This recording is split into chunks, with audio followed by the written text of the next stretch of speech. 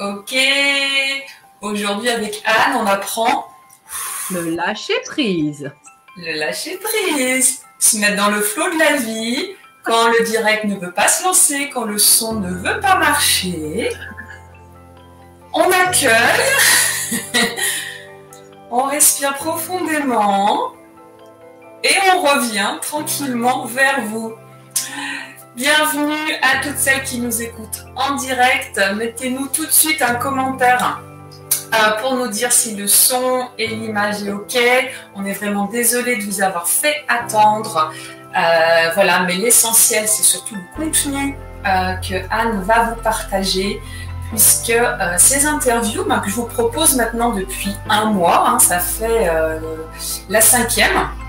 Du coup, la 4e en direct et la 5e que je vous propose, elle a vraiment pour objectif de vous inspirer à partir des parcours de vie, des expériences d'autres femmes comme vous, comme moi, qui sont à la fois ambitieuses, à la fois qui ont envie de se réaliser dans les différentes sphères de leur vie, qui sont aussi mamans et qui ont plein de casquettes à gérer. Ces femmes, elles traversent également des phases où tout va bien et puis des phases plus compliquées. Et je trouvais intéressant justement d'aller leur demander un petit peu comment elles traversaient ces challenges-là. C'était quoi leur secret finalement pour prendre du recul, pour revenir dans un meilleur équilibre de vie. Et voilà, c'est vraiment toute mon intention avec ces interviews, secrets de femmes, secrets de mamans actives même, parce qu'en fait, on va se le dire, c'est la plupart des mamans, parce que concilier vie pro et vie perso quand on a des enfants, je trouve que le level est encore plus haut. Et c'est vraiment là-dessus que j'ai envie de vous accompagner. Donc, on a ce direct un petit peu décalé, et puis si vous regardez en replay, pour vous, ça n'aura rien changé. De toute façon, c'est passé crème, comme diraient mes enfants. C'est passé crème, vous n'avez même pas vu que c'était en retard par rapport à l'horaire qui était affiché. Donc, tout simplement, Anne, merci beaucoup du coup d'être dégagé ce temps sur ta pause déjeuner pour venir discuter un petit peu avec moi et avec les personnes présentes. Et je vais te laisser tout simplement te présenter pendant que je fais un petit partage. Donc, moi, je vais partager ce live. Si vous nous écoutez, partagez aussi à votre communauté. Voilà, il suffit tout simplement de cliquer sur partager. Et peut-être que vous avez une amie, une collègue, quelqu'un dans votre entourage qui aurait besoin d'être inspiré aujourd'hui. Peut-être qui a le moral, l'énergie un peu basse, qui pourrait être inspiré par une petite chose qu'Anne va partager. Donc, n'hésitez pas, cliquez sur partager. Voilà, moi, c'est ce que je suis en train de faire. Et puis, pendant ce temps, Anne, je te donne la parole. Dis-moi un petit peu qui tu es. The question. C'est ça. J'ai répondu un jour dans une interview, je dis ma vie, mon œuvre, tu veux quoi? Tu veux la version courte, la version longue? En fait, je vais vous faire la version adaptée au thème que porte Stéphanie. Donc oui, je suis maman de 2 filles, d'une 3e qui n'a fait que traverser, qui est repartie à la naissance. Je le dis ici puisqu'on parle de maman, c'est aussi des épisodes qu'on peut traverser, c'est la vie. Je suis pluriactive, donc je porte un écolieu, l'écolieu du Merle-Enchanteur au sud de Toulouse, et aussi le mouvement Inspire the Change qui vise à accompagner les changements de vie à travers la reconversion professionnelle dans des projets à impact positif écologique. Donc c'est un accompagnement individuel et collectif et en immersion à l'écolieu du Merle-Enchanteur. Voilà, donc pour rencontrer. Que dire, j'ai 41 ans, j'ai passé 14 ans, à chaque fois je dis 15, mais en fait, non, en plus c'est 12. Allez savoir pourquoi à chaque fois je rajoute quelques années. C'était peut-être les années d'études qui me prédestinaient à ce métier-là, qui sait. Donc j'étais pendant 12 ans responsable biodiversité espace naturel pour le port de Marseille-Fos. Donc pour moi, je faisais le pont entre les industriels, les aménageurs et les écolos. Pour faire simple, ça a été une expérience enrichissante et aussi assez difficile émotionnellement. Bon, il faut savoir que depuis, j'ai compris que j'étais une zèbre hypersensible. Pour mettre des définitions. Alors, en général, les hypersensibles et les zèbres n'aiment pas qu'on mette des cases. Donc, j'ai longtemps refusé. Certains disent « Oh, mais on se la raconte ». Non, ce n'est pas une histoire de se la raconter, c'est que des fois, de donner des clés, ça permet justement de mieux se comprendre et de mieux gérer justement ce dont on parle aujourd'hui aussi. Pourquoi on est plus réactif, pourquoi on a mis l'idée à la minute, pourquoi on a un sens de l'engagement fort. Donc là, moi, au début, j'étais particulièrement mal à l'aise d'être un petit peu en retard, ce qui n'a pas aidé les problématiques techniques de lancement du live. Donc voilà, c'est des personnalités où en général, on a un degré une recherche de cohérence et assez importante et d'engagement. Même si c'est pas que les hypersensibles, évidemment, hein, pas l'idée de dire voilà. Qu'est-ce que je pourrais dire sur moi? Écoute, je pense que c'est pas mal. Voilà, là j'ai des pantoufles aux pieds parce que je travaille à la maison. Et voilà. Et alors, porter des pantoufles pendant que tu travailles, c'est un de tes secrets bien-être? Oui, c'est chaud. Et en plus, comme ça, t'as chaud aux pieds. Oui, regardez, en plus, c'est pas les petites pantoufles. Ce sont les pantoufles fourrées. Ah oui. Il faut ce qu'il faut. Ce qu'il faut pour être douillette. Absolument. Parce qu'en fait, quand on travaille à l'ordinateur, on ne bouge pas trop. Donc, justement, c'est aussi une des secrets, c'est d'arriver à se mettre quand on n'y pense pas, des timers pour se lever et bouger. Oui. Et comme on ne bouge pas beaucoup, on se refroidit, quoi. Donc, voilà. C'était l'astuce du jour. J'étais en train de chercher, puisqu'on se dit tout, tu vois. Moi, on m'a offert ça. La grosse chaussette avec les petits patins antidérapants. Et c'est vrai qu'on est tellement douillet. Et il faut se le dire, depuis 1 an que la France est passée en digital, sur Zoom, etc. Il y a beaucoup de choses qu'on ne voit pas et on a besoin d'avoir les pieds au chaud. Surtout sur le carrelage, etc. Bref, pourquoi pas? Dites-nous si c'est un petit truc et astuce que vous faites vous-même ou que vous piochez aujourd'hui. Pour être aussi bien et en équilibre, c'est important d'avoir les pieds au chaud. On vous le dit aujourd'hui avec Anne. Voilà. Merci. Peut-être quand même on peut s'arrêter là. C'était même le conseil du jour. Les choses simples sont les meilleures. Excellent. Donc du coup, tu nous partageais que tu as eu, de par ta personnalité aussi, qui aime progresser, apprendre et puis avoir diverses activités. Tu es passé de quelque chose, on va dire, d'un peu plus conventionnel, entre guillemets, on va dire un poste reconnu avec un titre, à maintenant cet écolieu, ces accompagnements coaching, etc. Est-ce que tu as eu justement des défis? Qu'est-ce qui t'a fait en fait transiter de l'un à l'autre? Est-ce que tu as repéré des moments qui ont vraiment été compliqués et qui t'ont amené à t'interroger sur ton mode de vie? Oui, disons que en fait, ce que j'ai compris, c'est que juste avant de quitter, alors je m'entraîne à vous regarder dans les yeux. Donc si vous voyez, je fais en sorte de bien vous regarder. Vous verrez, c'est aussi un bien. Comment on fait de chez soi des bons partages pour que justement ça soit inspirant pour les gens. Alors j'essaye de vous regarder dans les yeux. Vous me direz en commentaire si. Donc, bref, ceci étant dit, oui, en fait, voilà, quand je parle de regarder dans les yeux, pour moi, c'est vraiment important. C'est aussi pour ça que sur les lives, je regarde souvent la personne qui me parle et pas la caméra. Parce que pour moi, la relation humaine, ça passe par la connexion. Et moi, j'ai énormément besoin de ça. Je pense que l'être humain en général, mais en fait, je me suis rendu compte que vraiment, chez moi, c'était important. Et ce qui a déclenché le fait que j'ai quitté le port, c'est que en fait, quand je suis rentrée de mon congé maternité, les relations humaines se sont dégradées, c'est-à-dire que j'ai été placardisée. Mes collègues, certaines ne me parlaient plus parce qu'en fait, j'avais été remplacée par une personne qui, par contre, savait beaucoup mieux s'y prendre que moi en termes caresser dans le sens du poil. Moi, j'étais un peu un éléphant dans un magasin de porcelaine, donc c'est un petit peu la caractéristique des zèbres aussi.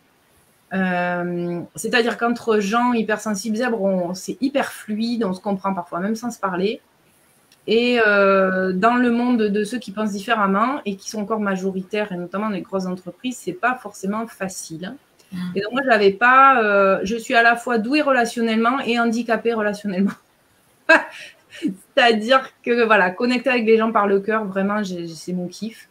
Mais en fait, avec ceux qui veulent pas, qui veulent être en mode très pouvoir, contrôle, etc., ben moi, j'y arrive pas. Je galère. Et donc, avec ma hiérarchie, je ne savais pas m'y prendre pour faire passer mes idées. Je trouvais qu'on n'allait pas assez loin en termes de prise en compte de l'environnement. Je trouvais qu'on faisait du greenwashing. À côté de ça, j'expliquais aux écolos qu'il fallait collaborer. En fait, les deux parties étaient en mode guerre de tranchées. Et moi, ça n'a jamais été mon délire. Sauf que ça allait encore beaucoup. Et donc, pendant mon arrêt maternité, voilà, il y a eu une remplaçante qui, pour moi, m'a savonné la planche, clairement, qui s'est super bien débrouillée, qui d'ailleurs a repris mon poste après, j'ai eu quand je suis partie. C'est vrai que ça a été quelque chose à digérer aussi, ça. Donc, voilà. Et alors, c'est rigolo parce que là, j'en parle. Allez, vous savoir qui c'est qui va m'écouter, ça va faire une espèce de buzz, qui sait. Mais voilà, donc moi, c'est voilà, les difficultés relationnelles, le fait que voilà, sur la fête, j'avais certaines collègues qui étaient de mon équipe qui ne me disaient même plus bonjour. J'ai beaucoup pleuré de ça. Quand j'ai quitté le port, j'ai pas pu leur dire au revoir. En fait, j'ai même pas réussi à. C'était deux personnes surtout qui m'ont même pas dit au revoir. Donc, ça paraît que deux pour plein de gens avec qui je m'entends super bien, vous voyez, mais en fait, voilà, quand il y en a, pour moi, il y en a un ou deux avec qui ça se passe mal et avec qui je n'arrive pas à parler parce que moi, je suis complètement OK qu'on soit pas d'accord sur tout, ça c'est normal, c'est la vie. Mais par contre, j'ai besoin de pouvoir échanger avec l'autre, comprendre son point de vue, etc. Et j'ai pas pu. Donc, c'est ça pour moi qui m'a vraiment fait passer, me dire allez, je m'en vais. Puis aussi dans une grosse entreprise comme ça, on est lié au marché public, donc c'est beaucoup de dossiers. Donc je passais mon temps derrière un bureau. Je gérais la nature depuis mon bureau et pour moi, ça manquait de concret. Voilà, donc c'est un ensemble. Après aussi, le fait d'avoir des enfants, on a envie de les voir grandir. On a envie d'être dans un cadre de vie qui est propice à leur croissance aussi et pas juste de les voir le matin et le soir et de les coucher. Donc ça aussi, c'est un ensemble en fait et puis c'est un cheminement. Et puis quand j'ai lu, en fait, c'est juste avant de partir du port, quelques temps avant, j'ai lu un bouquin justement sur qui s'appelait Un petit guide à l'usage de ceux qui, des gens intelligents qui ne se trouvent pas très doués. C'est un livre de Béatrice Millettre et qui en fait, quand je l'ai lu, je me suis dit mais enfin, mais c'est moi.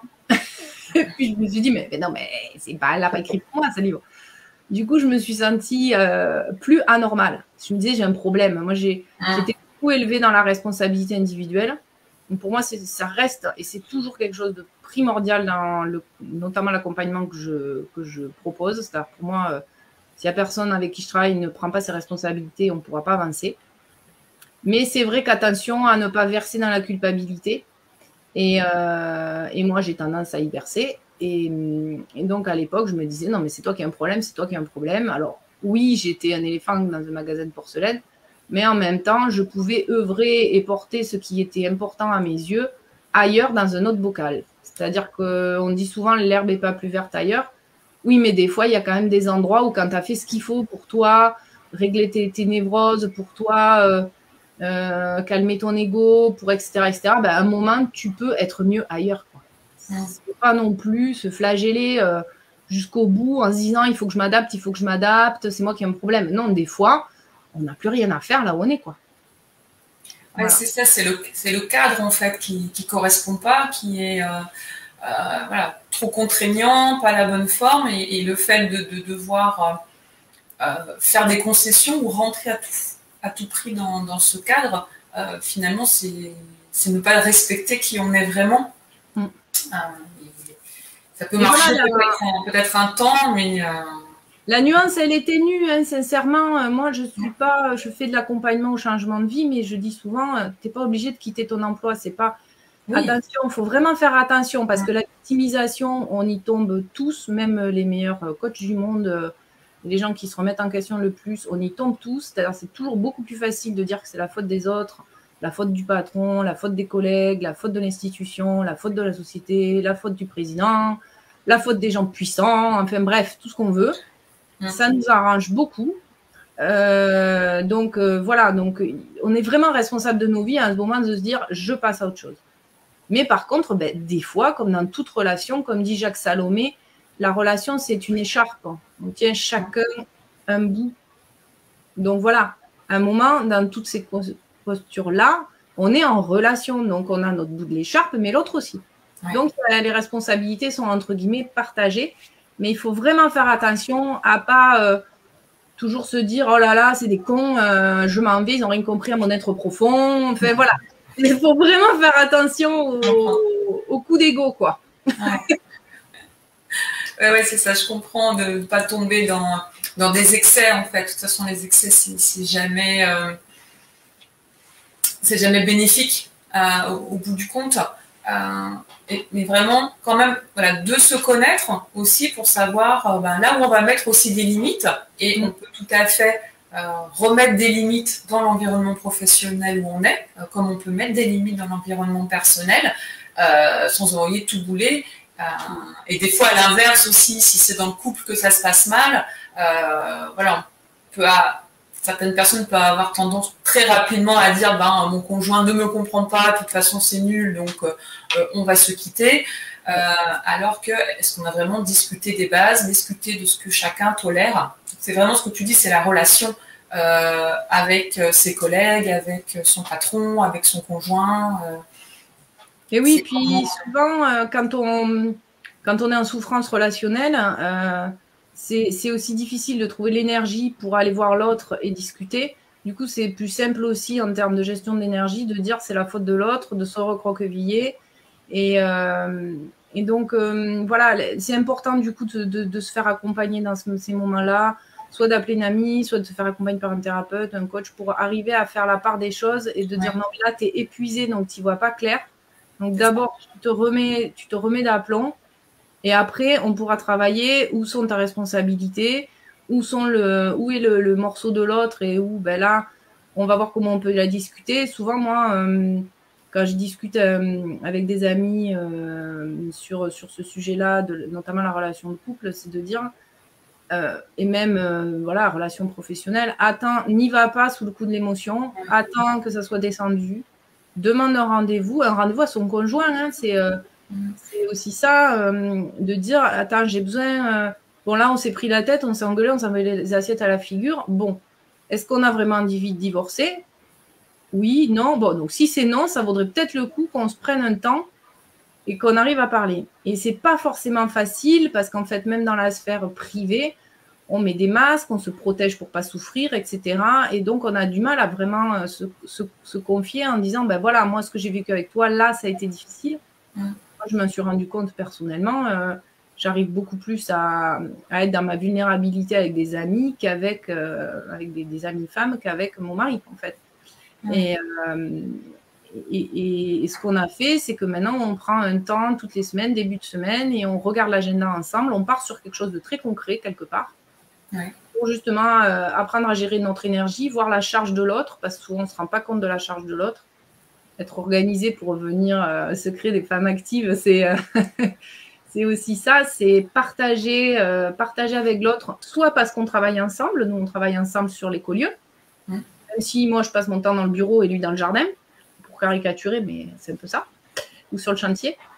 On travaille quand même ensemble, et même si tu ne travailles pas ensemble et que juste tu te vois le soir et le week-end, c'est important de faire un point hebdomadaire pour se dire les choses, ce qui a mieux marché, ce qui a moins bien marché, qu'est-ce qui vient la semaine prochaine, qu'est-ce qu'il y a comme charge. Et du coup, on se rend compte petit à petit de la charge de l'autre. On parle souvent de la charge mentale de la femme.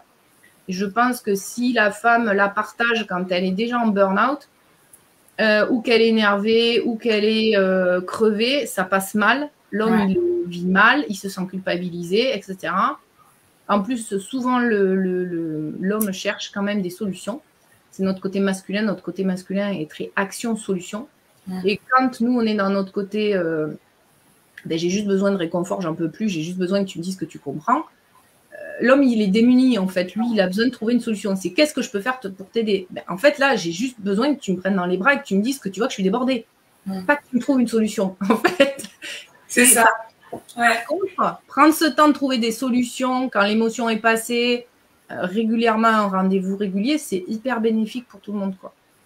Oui, parce que c'est en dehors de la situation, comme tu dis. Donc, au niveau émotionnel, on est quand même beaucoup plus apaisé pour être plus dans le dialogue. Et moi, c'est ce que je dis souvent aux femmes que j'accompagne, c'est comment vous pouvez aider votre conjoint à vous soutenir. Oui. Parce que, pareil, si on ne le dit pas, ou si on lance juste, voilà, dans la colère et la fatigue, mais tu devrais te comprendre, ou c'est pas possible, tu vois bien ce qu'il y a à faire. Non, non, il ne voit pas. Est-ce que, voilà, en dehors de la situation de crise, on peut poser les choses beaucoup plus sereinement, et ce rendez-vous que tu mets avec ton conjoint, voilà, je trouve que c'est une très très bonne idée que je conseille régulièrement, et ça permet aussi, voilà, de voir dans les deux sens aussi qui va faire quoi à quel moment, et puis de vérifier si c'est OK pour l'autre. Et quand on est voilà, une femme qui travaille ou entrepreneur, on peut aussi avoir des missions ou des conférences, des webinaires en dehors un peu d'horaires de bureau. Donc c'est aussi pouvoir dire, ben voilà, typiquement, mercredi soir, j'étais en webinaire avec Virginie Chastel dans le groupe. C'était 20h30 le soir, donc ça, j'en parle avant. Je dis à mon mari, mercredi soir, 20h30, j'ai un direct. Voilà, est-ce que c'est OK pour toi, tout ça? Et du coup, il l'intègre, lui, dans sa soirée. Il sait qu'à ce moment-là, ça va être vivre différemment. Et il n'y a aucun problème après pour la chimie. C'est des choses à se dire, c'est des choses à se mettre en place. C'est pas à 20h que je vais lui dire ah mais attends, à 20h30 je suis en direct, hein, donc là je te laisse. Voilà, ça se fait pas. Après, il y a aussi gérer son agenda et faire un point avec les gens avec qui on interagit. C'est aussi gérer la personne principale avec qui on interagit, c'est-à-dire nous-mêmes. Alors ça peut paraître un peu schizophrène, mais en fait, c'est gérer notre énergie à nous qui va aussi permettre ensuite de mieux gérer les interactions.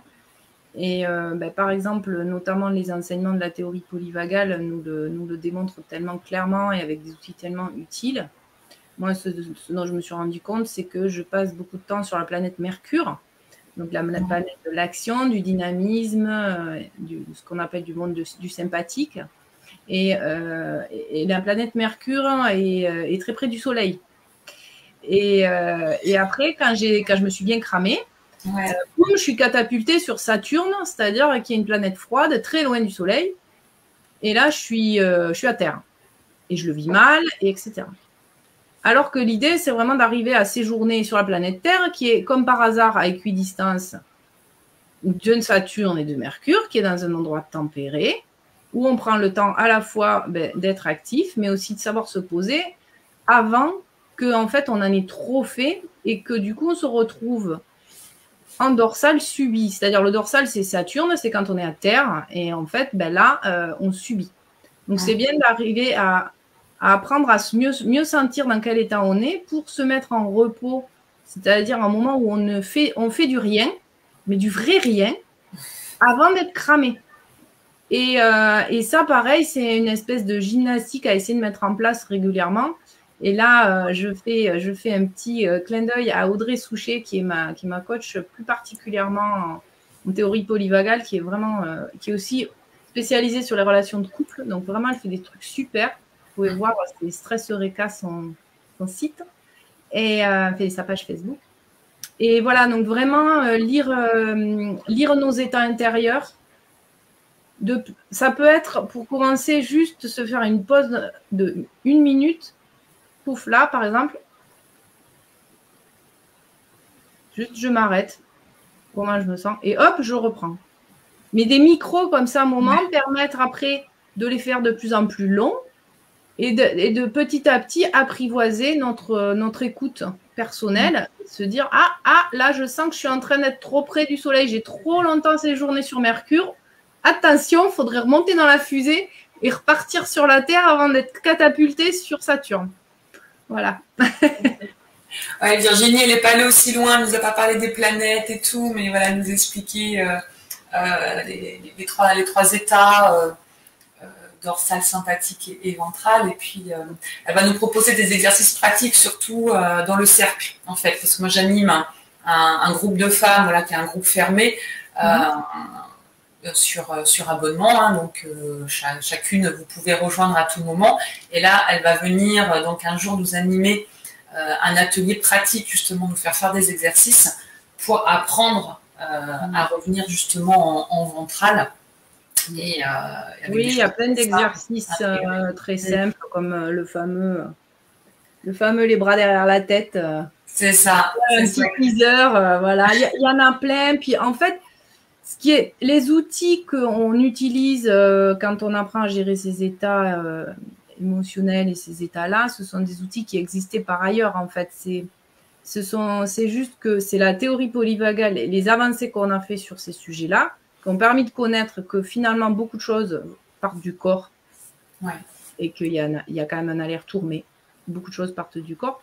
Et du coup, les gens qui ont découvert les enseignements de la théorie polyvagale, en fait, ont cherché des outils qui existaient et qui viennent aider à réguler les états. Donc, oui, c'est ça, c'est le lien.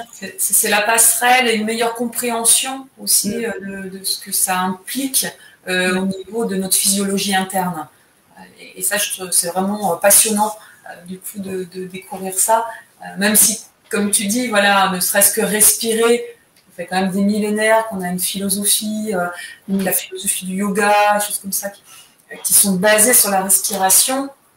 Et maintenant, on y met des explications scientifiques. Mais c'est ça, la cohérence cardiaque qu'on utilise comme outil aussi pour réguler nos états.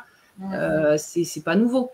C'est voilà. Mais c'est vrai que c'est un enseignement vraiment très très utile. Et moi, c'est l'histoire du voyage, c'est avec Audrey Souchet qu'on l'a fait. Vraiment, j'ai énormément aimé. Puis je trouve que c'est tellement évident. Puis moi, ça me correspond par rapport à mes centres d'intérêt écolo, mon côté. Voilà, je suis aussi très intéressée à beaucoup prendre de la hauteur. Ça aussi, c'est une clé. Et donc, c'est partir sur l'univers, tu vois. On sort de terre, là, et on dit, non, mais attends, mais est-ce que tout ça est bien vraiment important, quoi? Je suis une espèce de poussière d'étoiles qui a à la fois énormément de valeur et à la fois qui est insignifiante. Donc, et si je me calmais un petit peu sur ma responsabilité, notamment, par exemple, sur les enjeux écologiques. J'en parlais encore hier. C'est important de mettre en place des actions. Pour moi, je suis convaincue par les projets qui ont moins d'impact sur la planète, qui sont aussi plus éthiques en termes humains, etc. Pour moi, c'est une évidence. Par contre, attention à ne pas se mettre une responsabilité qui n'est pas la nôtre. Quelque part, est-ce qu'on sait où on va? Est-ce qu'on sait ce que fait l'univers? Est-ce que l'univers n'a pas une grande intelligence et sait très bien ce qu'il fait? Et que finalement, là où on en est, chacun à notre niveau, même ceux qui polluent, ben, ils font partie du puzzle. On a une évolution à la fois de conscience de l'humain, à la fois de conscience planétaire ou de l'univers, allez savoir. Quand on voit, quand on touche un peu tous les sujets des synchronicités et des trucs, on se dit, non mais attends, j'ai pensé à telle personne, elle me téléphone. Des trucs comme ça, tu dis, non mais il y a autre chose. Alors on parle du subconscient, on a pareil, on est drivé quand même par notre grand nous qui en fait quelque part a des capacités de télépathie, c'est-à-dire que je pense boum, la personne m'appelle, donc c'est des choses qui sont terrestres, on va dire, mais il y a des choses où on sent des choses vibratoires, des choses qu'on perçoit, on se dit non mais c'est fou quand même ces choses-là. Et donc pour moi ça m'invite à se dire attends, est-ce que ma responsabilité elle est vraiment si importante dans tout ça? Que ça me fasse du bien, que ça fasse sens pour moi, super. Par contre, de me dire que je vais sauver la planète et que si je ne m'évertue pas dans tous les sens, on court à la catastrophe, attention. Parce que là, burn-out assuré, et tu rends plus service à la planète, en fait. Tu rends service à personne.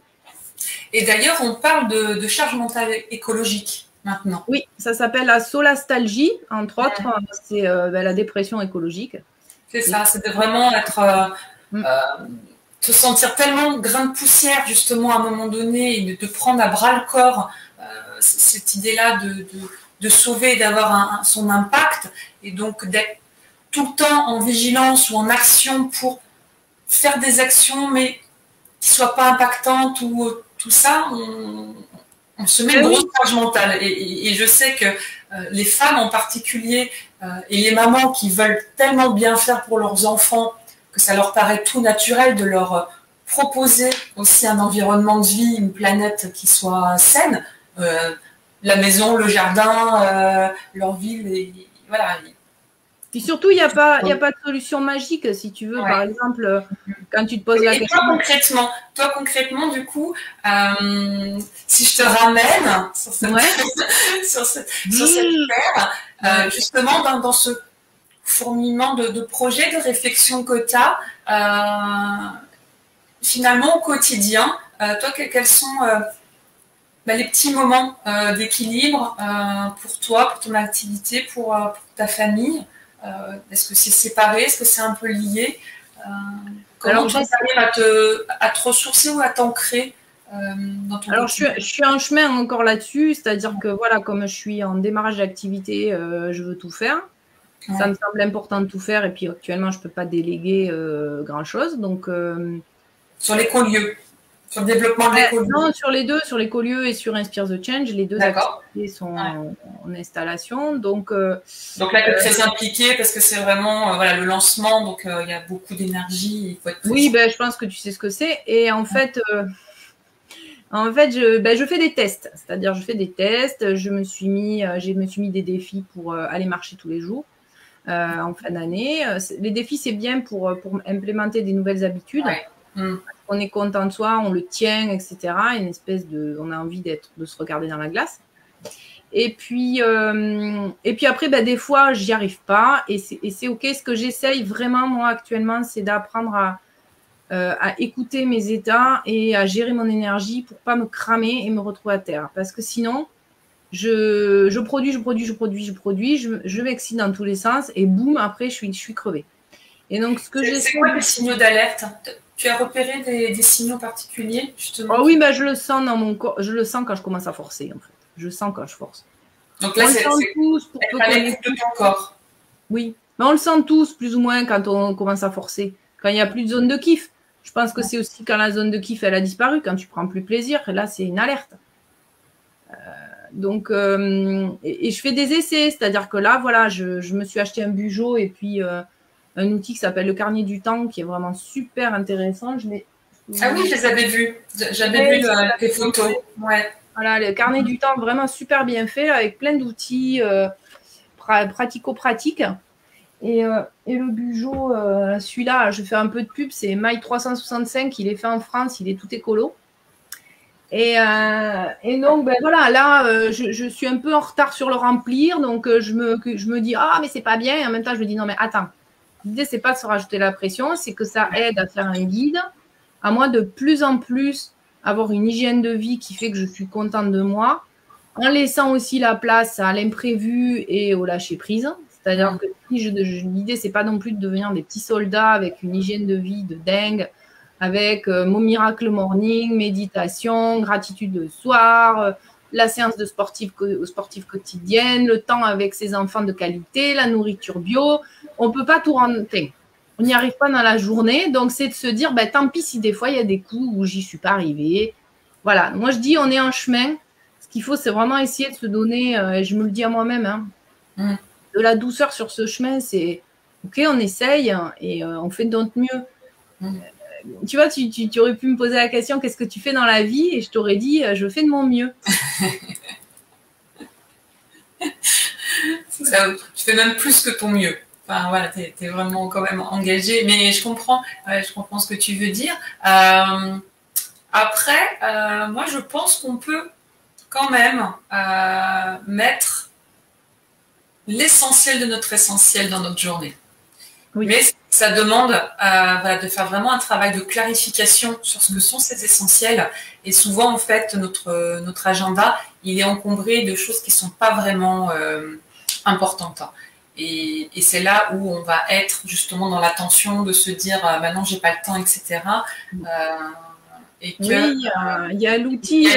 Il y a une façon d'utiliser les outils. Comme tu disais, c'est des super outils, mais il y a des façons de les utiliser. Il y a la matrice d'Eisenhower qui est vraiment utile pour ça, qu'on peut qu'on peut. Enfin, moi, je trouve que c'est vraiment, ça aide à clarifier. C'est vraiment un bon outil. Ouais. Mais après, voilà, il faut faire attention effectivement aux outils et pas se perdre dedans et essayer de s'écouter un maximum, à se dire bon ben, moi la première, hein, moi quand je suis en syndrome prémenstruel, j'ai la vase qui remonte du fond, donc je vois les détails que je voyais pas, je me prends la tête dessus et j'ai pas d'énergie et j'ai tendance à vouloir quand même en avoir alors que non, c'est pas le jour pour ça. Donc c'est arriver à se dire ok, là je suis en phase de repos. Encore une fois, parce que je me suis pas assez, je suis encore pas dans un mode de vie qui fait que je gère bien mon énergie, ben je subis. Mais tant pis, ben ok, je vais essayer d'accepter qu'aujourd'hui je fais pas ce que j'avais prévu. Et c'est vraiment, notamment quand on est maman entrepreneur, c'est un gros challenge que d'accepter de pas faire ce qu'on avait prévu ce jour-là. Mais là aussi, j'ai envie de dire, si on se reconnecte à plus grand que soi, on se dit, attends, est-ce que c'est si grave à l'échelle de l'univers? Est-ce que ça va vraiment changer le cours du monde si aujourd'hui je ne fais pas ce que j'avais prévu de faire? Et est-ce que finalement mon projet, il ne va pas se déployer dans ces moments où je crois que je ne fais rien? Parce qu'en fait, quand on remplit, on ne laisse pas la place à la créativité. Complètement. Et regardez les idées qu'on a quand on est dans notre douche, quand on est en train de marcher, quand on fait rien, en fait. C'est là qu'on a plein d'idées, quoi. Donc voilà, essayer de se rappeler ça quand on est au fond du trou, là, de se dire, attends, si le rien est créatif, pas comme mon mental y croit ou il veut, mais il est créatif.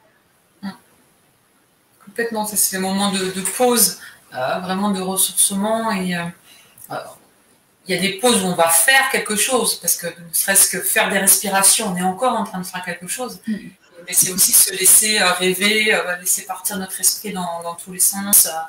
Voilà, faire de la chaise longue et regarder passer des nuages, voilà, tout simplement. Qui n'est pas un objectif en tout cas, parce que faire une pause pour se ressourcer, on est encore dans un objectif où on attend un résultat. Et du coup, on est encore dans le faire. Mais comme tu dis, c'est un apprentissage, c'est un chemin et je pense qu'il faut de plus en plus s'écouter. Voilà, donc est-ce que tu avais encore quelque chose à rajouter, peut-être, toi, quelque chose qui te paraît important, voilà, quand on est une maman active aujourd'hui? Se souvenir du temps qui passe. Justement, dans le carnet du temps, ils reprennent le calendrier de la vie de Tim Urban. Tim Urban a fait une conférence TEDx sur la procrastination. Elle est juste exceptionnelle, cette conférence. Vous pourrez la trouver. Et à la fin, il montre ce fameux calendrier. Et en fait, c'est les semaines de notre vie. Et en fait, il n'y en a pas tant que ça.